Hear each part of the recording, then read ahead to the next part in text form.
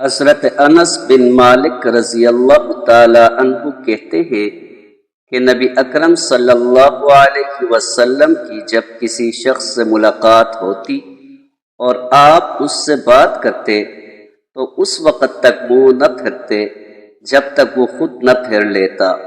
اور جب آپ کسی سے مصافحہ کرتے تو اس وقت تک ہاتھ نہ چھوڑتے جب تک کہ وہ خود نہ چھوڑ دیتا،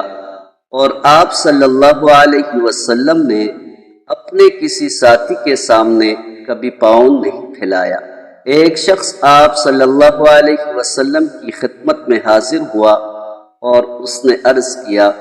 اللہ کے رسول، میں جب اپنے رب سے سوال کروں تو کیا کہوں؟ آپ صلی اللہ علیہ وسلم نے فرمایا، تم یہ کہو، اللہم اغفر لی وارحمنی وعافنی وارزقنی، اے اللہ مجھے بخش دے، مجھ پر رحم فرما اور مجھے عافیت دے اور مجھے رزق عطا فرما۔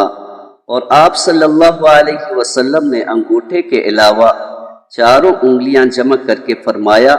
یہ چاروں کلمات تمہارے لیے دین اور دنیا دونوں کو اکٹھا کر دیں گے۔ حضرت عبداللہ ابن عباس رضی اللہ تعالی عنہ کہتے ہیں کہ رسول اللہ صلی اللہ علیہ وسلم نے فرمایا،